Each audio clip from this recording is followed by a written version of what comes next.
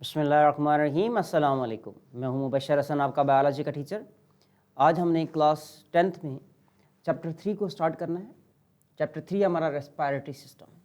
इससे पहले हमने सर्कुलेटरी सिस्टम को डिस्कस किया और सर्कुलेटरी सिस्टम और चैप्टर हमारा जो 1 है, इनके तमाम लेक्चर्स हमारे यूट्यूब चैनल पर मौजूद हैं।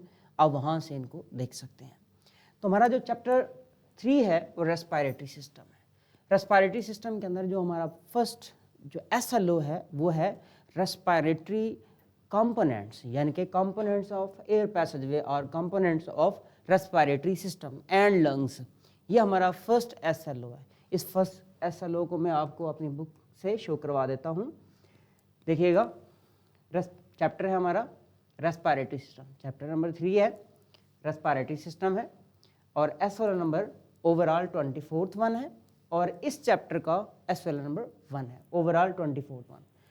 और टॉपिक है describe the roles of the parts of the air passageway, यानी कि हमने पार्ट्स भी बताने हैं कि पार्ट्स क्या हैं और साथ हम ये बताएंगे कि इनके रोल्स क्या हैं।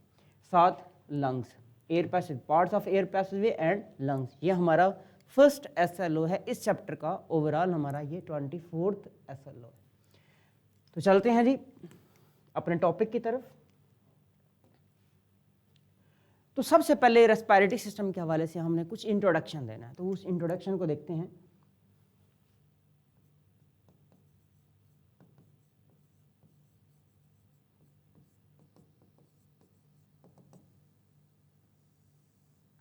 इंट्रोडक्शन में देखना है कि रेस्पिरेटरी सिस्टम होता क्या है। देखिए, रेस्पिरेटरी सिस्टम जो होता है, इसका काम ये होता है कि हमारी बॉडी में एयर आती है और एयर जाती है। रेस्पिरेटरी सिस्टम एयर में मोस्टली हमें जिस चीज़ ज़रूरत होती है वो है ऑक्सीजन, यानी कि ऑक्सीजन को लेके आना होता है और कार्बन डाइऑक्साइड को हमें रिमूव करना होता है, तो वो एयर पैसेजवे से रिमूव होती है, वो जाती है। तो यहाँ पे हम ये देखेंगे, अब दो तरह की रेस्पिरेशन की बात कर रहे होते हैं। मोस्टली हमने जब भी स्टडी की है तो रेस्पिरेशन की दो तरह हम जिक्र कर रहे होते हैं। एक को हम कहते हैं सेलुलर रेस्पिरेशन, सेलुलर रेस्पिरेशन। एक आ गई सेलुलर रेस्पिरेशन और एक होती है ऑर्गेनिज्मिक रेस्पिरेशन। तो यहाँ पे हम नंबर फर्स्ट पे सेलुलर रेस्पिरेशन की बात करते हैं। देखिए, हमारी बॉडी को ऑल द टाइम एनर्जी की ज़रूरत होती है। एनर्जी में हमें ATP चाहिए होते हैं और वो जो ATP की फॉर्मेशन होती है, जिस प्रोसेस से बनती है, उसको हम कहते हैं सेलुलर रेस्पिरेशन। आपने प्रीवियस क्लास यानी क्लास 9th के अंदर इसमें आपने डिटेल में डिस्कशन की हुई है। इसमें होता क्या है, सेलुलर रेस्पिरेशन के अंदर आपने पढ़ा था कि ग्लूकोज होता है, ग्लूकोज प्लस ऑक्सीजन, ये सीरीज ऑफ रिएक्शन होता है। यहाँ पे हम एक रिएक्शन शो कर रहे हैं, लेकिन एज यू नो ये सीरीज ऑफ रिएक्शन होता है, मल्टीपल रिएक्शन होते हैं।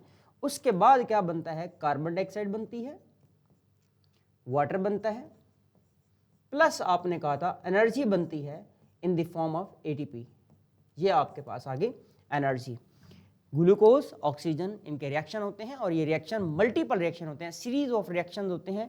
देन जाके आप देखते हैं कि कार्बन डाइऑक्साइड, वाटर और प्लस एनर्जी जो है वो बनती है। और ये एक प्रोसेस था। इस सेलुलर रेस्पिरेशन के अंदर आपने देखा था, अगर एक थी एरोबिक, एक थी एनएरोबिक, तो यहाँ पे एक हम बात करते हैं एरोबिक रेस्पिरेशन, यानी कि इसी के अंदर हम बात कर रहे हैं एरोबिक रेस्पिरेशन। ये आपने प्रीवियस क्लास के अंदर सारी डिटेल्स डिस्कस की हुई है ऑलरेडी। एरोबिक रेस्पिरेशन में क्या था, यानी कि आपने यहाँ पर देखा ऑक्सीजन इस्तेमाल हुई है। एरोबिक रेस्पिरेशन वो रेस्पिरेशन है जिसमें ऑक्सीजन का इस्तेमाल होता है, इसको हम कहते हैं एरोबिक रेस्पिरेशन। एरोबिक रेस्पिरेशन किसका पार्ट है, सेलुलर रेस्पिरेशन का। और दूसरी होती है यहाँ पे एनएरोबिक, एनएरोबिक रेस्पिरेशन। इसमें ऑक्सीजन का इस्तेमाल नहीं होता। आप यहाँ पे मेंशन करेंगे no use of oxygen, oxygen का इस्तेमाल नहीं होता है। इसमें एनर्जी प्रोड्यूस होती है, यानी कि हम कहते हैं कि एनर्जी बेसिकली कन्वर्ट होती है, लेकिन यहाँ पे हम प्रोडक्शन का वर्ड यूज़ करेंगे। ऑक्सीजन प्रोड्यूस होती है, यहाँ पर भी एटीपी प्रोड्यूस होते हैं, यहाँ पर भी एटीपी प्रोड्यूस होते हैं, यहाँ पे in the presence of oxygen होता है, यहाँ पे in the absence of oxygen होता है।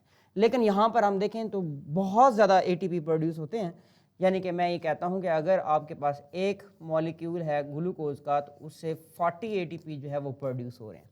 यहाँ पे मैंने कहा एटीपी प्रोड्यूस हो रहे हैं, तो जब एटीपी प्रोड्यूस की बात करते हैं तो इसलिए हम एनर्जी की प्रोडक्शन के हवाले से यहाँ पे बात कर लेते हैं, लेकिन ये टर्म जो है इनकरेक्ट होती है कि एनर्जी प्रोड्यूस होती है। अच्छा, यहाँ पर बेसिकली सिर्फ और सिर्फ 4 एटीपी प्रोड्यूस होते हैं। तो ये मैकेनिज्म आपने क्या देखा है कि ये एनर्जी प्रोडक्शन के हवाले से था, सेलुलर रेस्पिरेशन। अच्छा, इसके बाद हम देखते हैं कि आपने देखा है कि एरोबिक रेस्पिरेशन में एनर्जी ज़्यादा प्रोड्यूस हुई, यानी कि एटीपी ज़्यादा प्रोड्यूस हुए हैं, और एनएरोबिक रेस्पिरेशन में कम प्रोड्यूस हुए हैं। ये हैं आपके पास टोटल और ग्रॉस। जब आप नेट की बात करेंगे तो यहाँ पर 36 बच जाएंगे और यहाँ पे 2 बच जाएंगे। अच्छा, इसके बाद हम चलते हैं रेस्पिरेटरी यानी कि ऑर्गेनिज्मिक रेस्पिरेशन की तरफ। ऑर्गेनिज्मिक रेस्पिरेशन जिसका आज हमने जिक्र करना है। अच्छा, ऑर्गेनिज्मिक रेस्पिरेशन में क्या क्या होता है ये हमने देखना है।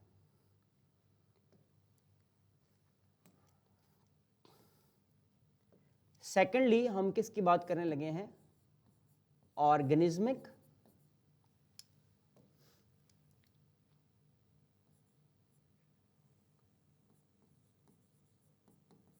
रेस्पिरेशन। ऑर्गेनिज्मिक रेस्पिरेशन बेसिकली क्या है, यही वो रेस्पिरेटरी सिस्टम है जिसकी हमने बात करनी है, यानी कि हम बात करने जा रहे हैं रेस्पिरेटरी सिस्टम की।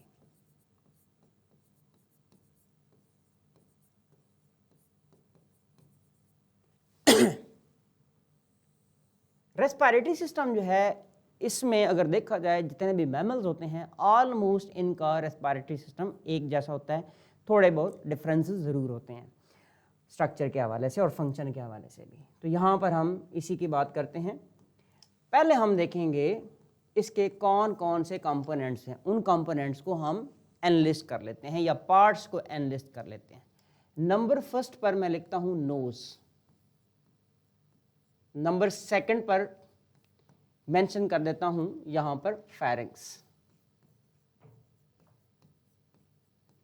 नंबर थर्ड पर देखिएगा यहां पे आ जाएगा लैरिंक्स, नंबर फोर्थ पर देखिएगा यहां पे आएगा ट्रेकिया। ट्रेकिया के बाद नेक्स्ट जो पार्ट है वो होते हैं ब्रोंकाई।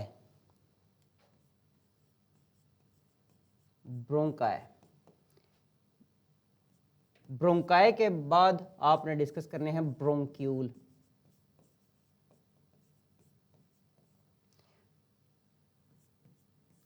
ब्रोंक्यूल के बाद आते हैं एल्व्यूलर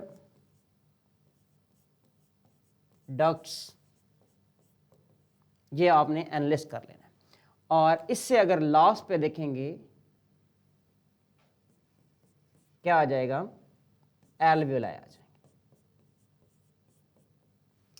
ये वो कंपोनेंट्स हैं या पार्ट्स हैं जो किस में होते हैं, रेस्पिरेटरी सिस्टम के अंदर होते हैं।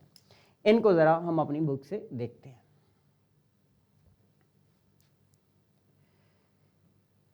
यहां पर ये आपके पास एयर पैसेज वे बताया गया है।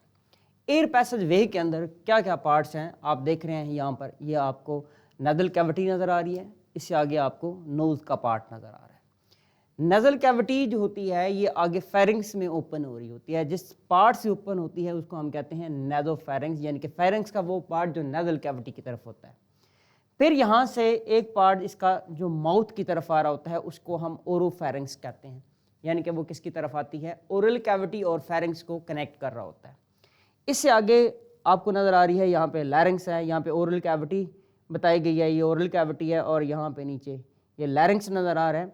लैरिंग्स से आगे ट्रेकिया स्टार्ट हो जाएगा, और यहाँ से जो लैरिंग्स की तरफ फेरिंग्स आ रही होती है उसको हम क्या बोल रहे होते हैं, ओरोफेरिंग्स। ये कलेक्टिव होती है तो इसको हम यहाँ पे हाइपोफेरिंग्स का भी नाम देते हैं। ट्रेकिया है, ट्रेकिया से आगे फिर ब्रोंकाई बनते हैं, ब्रोंकाई से आगे फिर क्या बनते हैं, ब्रोंक्यूल बनते हैं, ब्रोंक्यूल से आगे एल्वेलाई बनते हैं, एल्वियोलर डक्ट्स बनती हैं, देन एल्वियोलाई बनते होते हैं। अच्छा जी, अब इन्हीं पार्ट्स को हमने यहाँ पर डिस्कस करना है वन बाय वन। तो सबसे पहले यहाँ पे हमने किसको डिस्कस करना है? नोज को। हमारा जो पहला पार्ट है वो कौन सा है जी? नोज।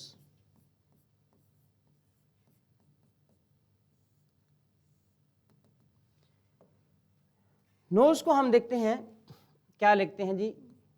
देखो जी, सिंगल नोज होता है, यानी कि इसकी क्वांटिटी देखे जाए तो एक नोज होता है। नोज का जो फ्रंट पार्ट होता है इसमें 2 नॉस्ट्रल्स होते हैं। क्या होते हैं? 2 नॉस्ट्रल्स होते हैं। नॉस्ट्रल्स क्या है? नॉस्ट्रल याद रखिएगा, ये वो ओपनिंग्स हैं जहां से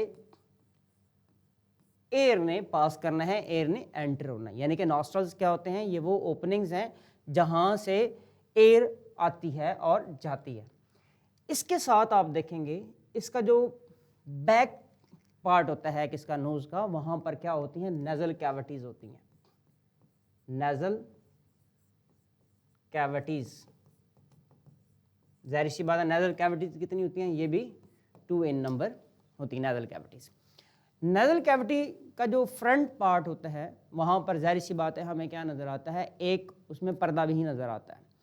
अच्छा, अब इसके अंदर और क्या कंपोनेंट्स होते हैं वो देखते हैं। नंबर फर्स्ट पर देखिएगा, और क्या कंपोनेंट्स होते हैं इसके पास? यहां पर आपने याद रखना है, हेयर्स होते हैं। नंबर सेकेंडली आप याद रखिएगा, इसके पास सीलिया यानी कि सीलिएटेड सेल्स होते हैं।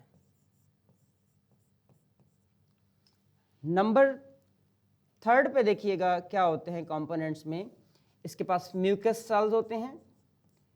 म्यूकस सेल्स, म्यूकस सेल्स को गॉबलेट सेल्स भी कहते हैं, यानी कि म्यूकस सेल्स होते हैं। अच्छा, अब हम देखते हैं इनके फंक्शंस। हेयर का काम क्या होता है?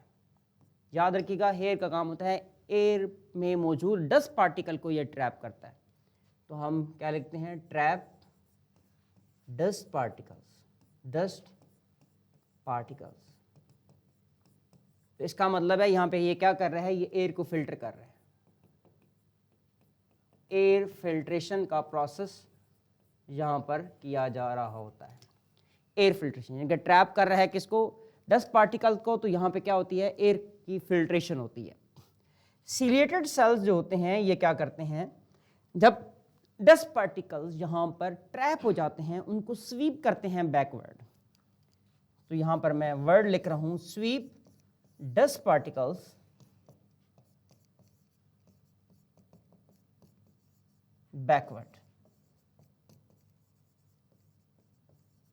वापस इसको स्वीप किया जाता है। म्यूकस सेल्स क्या करते हैं? ये म्यूकस प्रोड्यूस करते हैं। और देन म्यूकस का काम क्या होता है? इसका काम भी होता है, 2 बातें यहाँ पर हम लिख सकते हैं। ये एक तो एयर को मॉइस्ट करती है, प्लस यहाँ पे ये डस्ट पार्टिकल को ट्रैप भी करती है। डस्ट पार्टिकल्स को ट्रैप भी करती है, यानी कि उनको भी रोक के रखती है। उसके अलावा यहाँ पे याद रखिएगा, चूंकि ये मॉइस्ट होता है, मॉइस्ट की वजह से एयर का जो टेम्परेचर होता है उसको भी मेंटेन किया जाता है। अब यहाँ पे मैं नोज के अंदर जितने भी इसके फंक्शन थे इनको कलेक्टिवली यहाँ पर मेंशन करता हूँ। ओवरऑल फंक्शन इसके मेंशन करता हूँ। फंक्शंस ऑफ नोज और नेजल कैविटीज, इनके फंक्शन अब लिख देते हैं। अब इनके फंक्शन में देखें, एक हमने यहाँ पर मेंशन किया एयर फिल्ट्रेशन। नंबर सेकेंडली हमने एयर फिल्ट्रेशन के वाले से स्वीप डस्ट पार्टिकल, ये भी बात ठीक है। नंबर 2 में यहाँ पर हम लिखेंगे मॉइस्ट करता है। ठीक हो गया। नंबर 3 पे यहाँ पर जो मैं लिखने जा रहा हूँ वो कौन सा पार्ट है या इसका फंक्शन है, उसको मैं लिखूँगा maintain temperature. Maintain temperature, temperature यानी कि यहाँ पे एयर को क्या किया जाता है? वार्म किया जाता है। बेसिकली वार्म किया जाता है। वार्म क्यों किया जाता है? बाजू का देखें कि बाहर कोल्ड है तो एयर जो होगी वो ठंडी होगी, जिसकी वजह से वो अगर कोल्ड एयर हमारे लंग्स में चली जाती है तो हमारे लंग्स में बहुत सारे प्रॉब्लम्स हो सकते हैं। इसलिए उस एयर को क्या किया जाता है? वार्म किया जाता है, उसका temperature near to body temperature लाया जाता है। अगर टेम्परेचर एयर में बहुत कम है, एज यू नो कि सर्दियों के अंदर टेम्परेचर माइनस में भी चला जाता है, 0 के पास भी आ जाता है, +5 या फिर 10 तक आ जाता है, तो उसको बढ़ाकर तकरीबन 30 डिग्री सेल्सियस तक टेम्परेचर को किया जाता है। यानी कि इसको टेम्परेचर कहाँ तक मेंटेन करना है, तकरीबन 30 डिग्री सेल्सियस तक मेंटेन रखना होता है। तो इस तरह से ये इसके सारे फंक्शन थे। तो इसमें हमने मल्टीपल स्ट्रक्चर देखे हैं। नोज के अंदर नॉस्ट्रल्स की बात की है, म्यूकस सेल्स की बात की है, सीलिया की बात की है, और यहाँ पर हेयर्स की बात की है।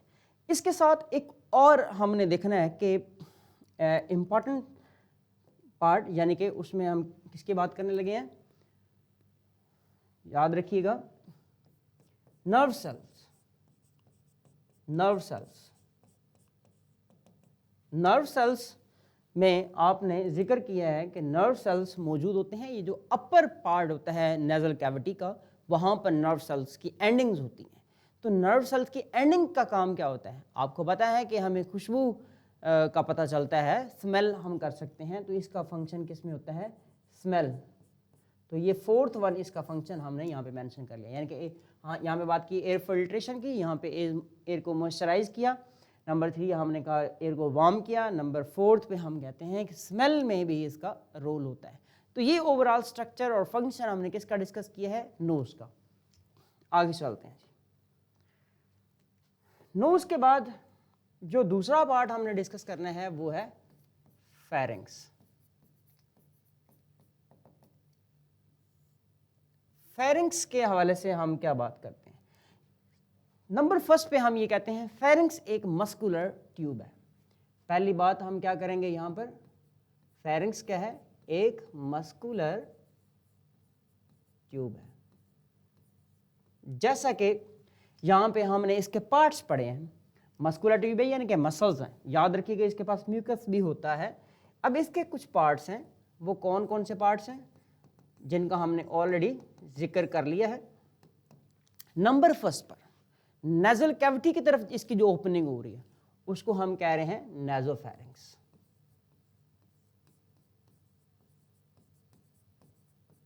नंबर 2 जो लैरिंग्स की तरफ जा रही है उसको हम कह रहे हैं लैरिंजोफेरिंग्स।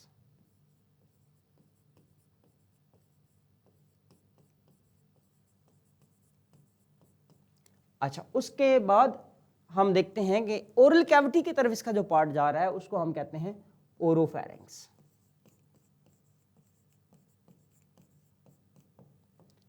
ये वो पार्ट्स हैं जो फेरिंग्स के।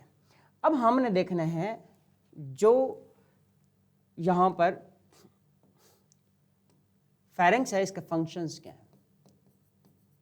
इसके फंक्शंस अगर देखे जाएं तो इसके फंक्शंस क्या होंगे। देखें, आपके पास कोई फेरिंग्स के हवाले से शॉर्ट क्वेश्चन आता है, what do you know about the pharynx, what is the pharynx, pharynx क्या है, ठीक है, और इसके फंक्शन क्या है। तो जाहिर सी बात इसके 2 रूब्रिक्स बनेंगे, एक तो इसका इंट्रोडक्शन आ जाएगा, दूसरा इसके क्या आ जाएंगे, फंक्शन आ जाएंगे। तो इसका मतलब है ये जो शॉर्ट क्वेश्चन होगा 1.5 एंड 1.5 के हवाले से होगा।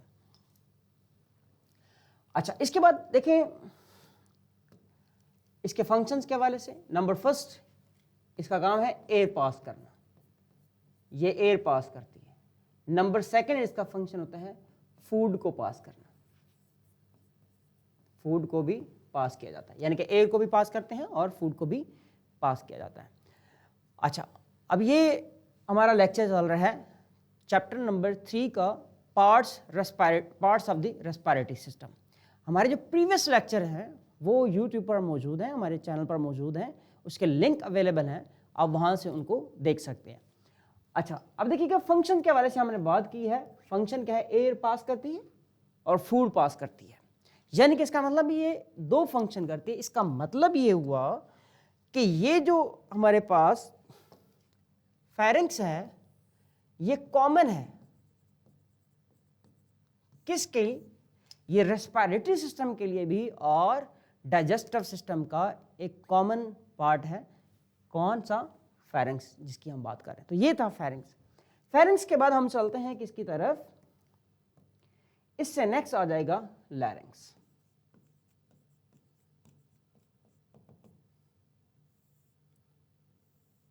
लैरिंक्स के लिए एक बात याद रखिएगा, इसको वॉइस बॉक्स भी कहते हैं। इसका एक इंपॉर्टेंट नेम है वॉइस बॉक्स। हमारी बॉडी का जो वॉइस बॉक्स है वो कौन है? वो लैरिंक्स है। क्योंकि जो आवाज़ हम प्रोड्यूस करते हैं, यानी कि जो आवाज़ पैदा हो रही है वो किस वजह से होती है? वो लैरिंक्स की वजह से होती है। यहाँ पर देखिएगा, आपको लैरिंक्स के हवाले से कंप्लीट इंफॉर्मेशन मिलेगी जी। लैरिंक्स को हम क्या बोलते हैं जी? वॉइस बॉक्स भी कहते हैं। इसके अलावा जो लैरिंक्स है इसको एडम्स एप्पल भी कहा जाता है। आपने अक्सर देखा है कि जो मर्द होते हैं, मेल हजरात, तो उनके यहाँ पे गर्दन में एक पार्ट बाहर की तरफ निकला होता है, तो ये वाला जो पार्ट होता है इसको हम क्या बोलते हैं? एडम्स एप्पल कहते हैं। वो भी लैरिंक्स के हवाले से था। अब लैरिंक्स में देखें तो नंबर फर्स्ट पर मस्कुलर ट्यूब भी है, मसल्स भी हैं। नंबर सेकंड यहां पर देखिएगा कार्टिलेज भी है, कार्टिलेज, मसल्स भी हैं और कार्टिलेज भी है। और उसके साथ हमने कहा यहाँ पर आपने याद रखना है कि यहाँ पे मुख्तलिफ फाइब्रस बैंड्स भी मौजूद हैं। पेयर ऑफ फाइब्रस बैंड है जिन्होंने क्या करना है, जिन्होंने क्या करना है, वॉइस प्रोड्यूस करनी होती है। इसके अलावा इसकी जो कैविटी होती है उसको हम यहाँ पर क्या बोलते हैं? ग्लॉटस कहते हैं। इस ग्लॉटस के ऊपर इसका जो नेक्स्ट पार्ट होता है, जो अपर पार्ट होता है, ग्लॉटस के बिल्कुल अपर होता है, इसको हम कहते हैं एपिग्लॉटस। एपिग्लॉटस, एपिग्लॉटस इसको कहते हैं। अच्छा, एपिग्लॉटस क्या होता है? याद रखिएगा, इसमें भी कार्टिलेज होता है। यहां पर इसमें भी क्या मौजूद होता है? कार्टिलेज होता है। यानी कि एपिग्लॉटस कार्टिलेजिनस होता है, लैरिंक्स भी कार्टिलेजिनस होता है। अब लैरिंक्स के अंदर जो कार्टिलेज है वो डिफरेंट है, और इसके एपिग्लॉटस के अंदर जो कार्टिलेज है वो उसकी डिफरेंट टाइप है। यानी कि यहाँ पर इलास्टिक होता है, वहाँ पर हायालिन होता है। ये इसकी डिफरेंट टाइप्स होती हैं कार्टिलेज की। तो यहाँ पर हम देखते हैं जो लैरिंक्स है इनका फंक्शन क्या होता है। देखें जी, फंक्शंस के हवाले से हम बात कर रहे हैं जी, functions of larynx. Number first पर देखिएगा, नंबर फर्स्ट पर एयर पास करता है। नंबर सेकंड इसका फंक्शन क्या होगा? नंबर फर्स्ट पे एयर पास करता है, नंबर सेकंडली हम कहते हैं, अभी हमने कहा वॉइस बॉक्स है तो वॉइस प्रोडक्शन कराता है।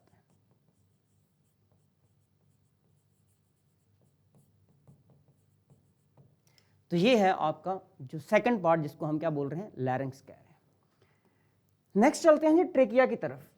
जहां पे हमारा जो नेक्स्ट पार्ट है उस थर्ड पार्ट जिसको हम क्या बोल रहे हैं? Trachea.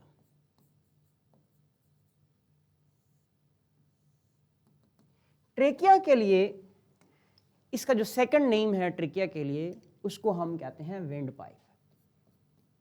Wind pipe, wind pipe यानी कि हवा की नाली इसको कहा जाता है। इसका ये सेकंड नेम है, यानी कि हवा यहाँ से गुजर के जाती है। विंड पाइप जो है ये फ्रंट पे होता है, यानी कि हमारी वेंट्रल साइड पे होता है। इससे पीछे डॉर्सल साइड पे क्या मौजूद होती है? ईसोफेगस होती है। वो फूड की नाली होती है, फूड पाइप होता है, और ये विंड पाइप होता है। इसमें यहां पर हम देखते हैं क्या क्या मौजूद होता है। इसमें मसल्स मौजूद होते हैं, मसल्स मौजूद होते हैं, बिल्कुल होते हैं जी। इसके बाद इसमें कार्टिलेज होता है। नंबर थर्ड पे आप देखें तो इसमें म्यूकस भी मौजूद होता है। नंबर फोर पे देखें सीलिएटेड सेल्स भी होते हैं। नंबर 5 पे देखें तो इसके पास कार्टिलेज होता है, that is very important, cartilage होता है। अब इसके पास जो कार्टिलेज होता है ये डिफरेंट होता है, सी शेप्ड के रिंग्स होते हैं। क्या मौजूद होते हैं इसके पास? सी शेप्ड, सी शेप यहां पे क्या होते हैं? और रिंग्स होते हैं। अब सी शेप इस तरह से आ गए, यानी कि ये सी शेप आ गए, इस तरह से सी शेप के रिंग्स होते हैं कार्टिलेज के।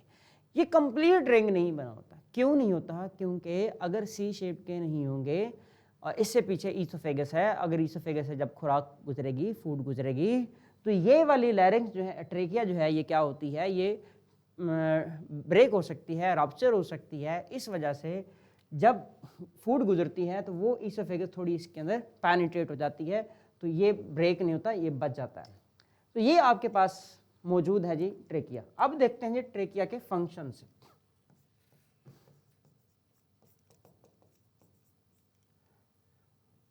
ट्रेकिया के फंक्शंस क्या हैं? नंबर फर्स्ट पर देखिएगा, एयर पास करता है, बिल्कुल। नंबर सेकंड, एयर फिल्टर करता है, बिल्कुल जी। एयर की क्या होती है, फिल्ट्रेशन भी होती है, एयर को फिल्टर भी किया जाता है।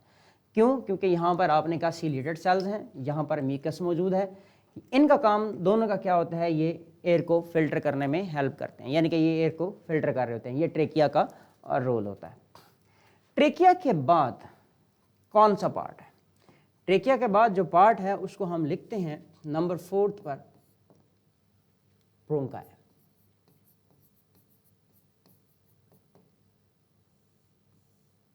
अब जो ब्रोंकाई होते हैं ये डिफरेंट टाइप्स के होते हैं। हमने सिंपली कहना है कि ब्रोंकाई होते हैं, तो याद रखिएगा यहाँ पे कौन कौन से पार्ट्स मौजूद हैं ये हम मेंशन करते हैं। नंबर फर्स्ट पर देखिएगा, ये मसल्स भी रखता है। यहाँ पर सेकेंडली हम देखें तो कार्टिलेज भी होता है। अब ये चूंकि डिफरेंट है तो कार्टिलेज डिफरेंट होता है, लेकिन हमारी बुक के अंदर बताया गया है कि इसके पास जो कार्टिलेज है वो कार्टिलेज की क्या होती हैं, प्लेट्स होती हैं, इरेगुलर प्लेट्स होती हैं। इसकी जो पहली टाइप होती है उसमें सी शेप के रिंग्स होते हैं, जो नेक्स्ट टाइप होती है उसमें क्या होते हैं, कार्टिलेजिनस प्लेट्स होती हैं। तो हमारी बुक में कार्टिलेजिनस प्लेट्स लिखी हुई हैं, तो इसलिए हमने प्लेट्स का ही जिक्र करना है। नंबर 3 पे हम देखें तो यहाँ पे म्यूकस भी है। नंबर 4 पे देखें तो यहाँ पे सीलिएटेड सेल्स भी होते हैं। इसका स्ट्रक्चर में यानी कि ऑलमोस्ट देखें तो इस जैसे होते हैं, लेकिन यहाँ पे थॉरली सी शेप के रिंग्स होते हैं, इसमें थॉरली नहीं होते, बाकी फंक्शन सेम आ जाते हैं।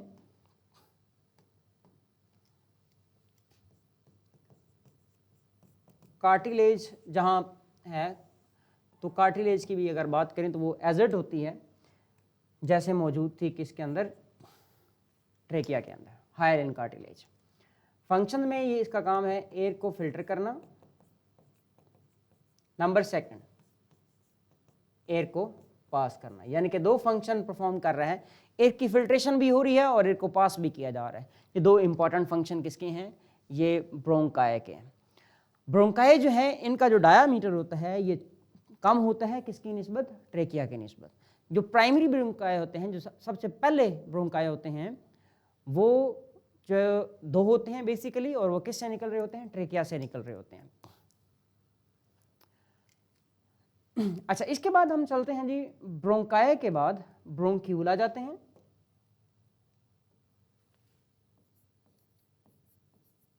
ब्रोंक्यूल्स,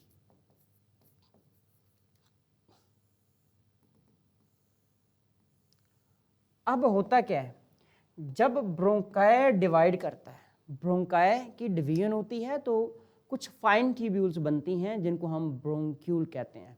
ब्रोंक्यूल्स के अंदर क्या मौजूद है, यहाँ पर भी मसल्स, ये भी मस्कुलर होती हैं, और इसमें कार्टिलेज नहीं होता, म्यूकस पॉसिबल है, और सीलिएटेड सेल्स भी होते हैं।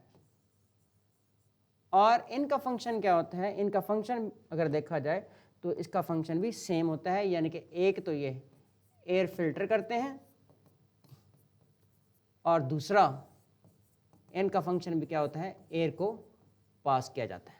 तो ये ब्रोंक्यूल आ जाते हैं। जब ब्रोंक्यूल्स डिवाइड करते हैं, जब ब्रोंक्यूल डिवाइड करते हैं तो फिर हम क्या कहते हैं, जहाँ पे बनती हैं एल्वियोलर डक्ट, एल्वियोलर डक्ट बनती है। एल्वियोलर डक्ट्स के हवाले से अगर देखा जाए तो ये फाइन ट्यूब्यूल्स होती हैं, fine tubules branched from bronchiole, यानी कि ये कहाँ से निकल रही है, ब्रोंक्यूल से निकल रही है। एल्वियोलाई या एल्वियोलर डक्ट्स जो होती हैं, इनके अगर फंक्शन की बात करें तो यहाँ पर बेसिकली क्या होता है, गैस एक्सचेंज भी होता है, और नंबर सेकंड देखें तो मेन इनका जो फंक्शन होता है वो क्या होता है, गैस एक्सचेंज ही होता है। यानी कि यहाँ पर ये क्या करवाते हैं, गैसियस एक्सचेंज करवाते हैं। गैसियस एक्सचेंज करवाते हैं एल्वियोलर डक्ट्स। अगर हम देखें तो ये हमारे पास इसका 5th वन पार्ट था और ये 6th वन। अच्छा, इसके बाद आ जाते हैं एल्वियोलाई। नंबर 7 पर हम डिस्कस करते हैं एल्वियोलाई। अब एल्वियोलाई जो होते हैं ये रेस्पिरेटरी सरफेस होते हैं बेसिकली। मैं यहां पर मेंशन कर रहा हूं, these are respiratory surface. Respiratory surface क्या है, यानी कि यहां पे गैसियस एक्सचेंज होना है। जितने भी मैमल्स हैं, तमाम मैमल्स के अंदर ये क्या होते हैं, रेस्पिरेटरी सरफेस होता है। रेस्पिरेटरी सरफेस है किसके अंदर, तमाम एल्वियोलाई, तमाम मैमल्स के अंदर। ठीक है, मैमल्स में रेस्पिरेटरी सरफेस क्या है, एल्वियोलाई। इसका काम क्या होता है, अगर देखें तो इसका काम होता है गैस एक्सचेंज, यानी कि गैसियस एक्सचेंज करवाना इनका काम होता है। ये फाइन ट्यूब्यूल्स होते हैं, और अगर इनके हवाले से देखें इसका स्ट्रक्चर तो कुछ यूँ होता है। इनकी वॉल जो है वो सिंगल एपिथेलियल लाइनिंग होती है।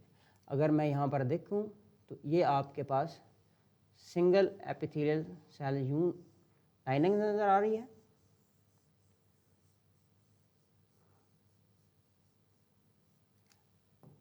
ये एपिथेलियल सेल्स के न्यूक्लियस नज़र आ रहे हैं, ये इसके ल्यूमन नज़र आ रही है। यानी कि यहाँ पर आपको क्या नज़र आ रही है, ये इसकी ल्यूमन नज़र आ रही है। इस ल्यूमन के अंदर सपोज करें यहाँ से क्या आ गई है, ऑक्सीजन आ चुकी है, यहाँ से ऑक्सीजन आ चुकी है। अब इसके ऊपर यहाँ पर हम देखें तो अगर देखें तो यहाँ पे हमें क्या नज़र आएगी, ब्लड कैपिलरी नज़र आएगी। ये आपको ब्लड कैपिलरी नज़र आ रही है। ब्लड कैपिलरी जो होती है ये भी हमारी सिंगल सेल्ड होती है, सिंगल सेल्ड लेयर होती है। ब्लड कैपिलरी के हवाले से अगर बात करें तो single layer, single cell layer. मैं यहाँ पर इसको सिंपली शो कर रहा हूँ, ये एक सेल, ये नेक्स्ट सेल, इस तरह से आपको ये सिंगल सेल्ड ब्लड कैपिलरी जो है वो नज़र आ रही है।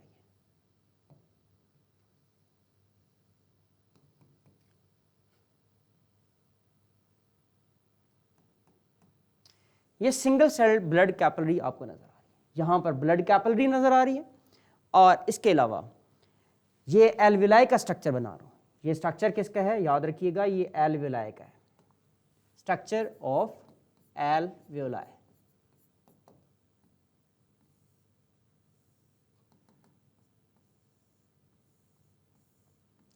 Alveoli are the structural unit of lungs.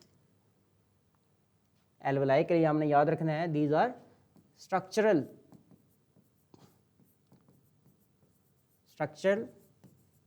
Unit of respiratory system. RS का मतलब यहाँ पे क्या है, रेस्पिरेटरी सिस्टम है। तो ज़रा गौर कीजिएगा, यहाँ पर आप देख रहे हैं ये क्या है, ब्लड कैपिलरी है।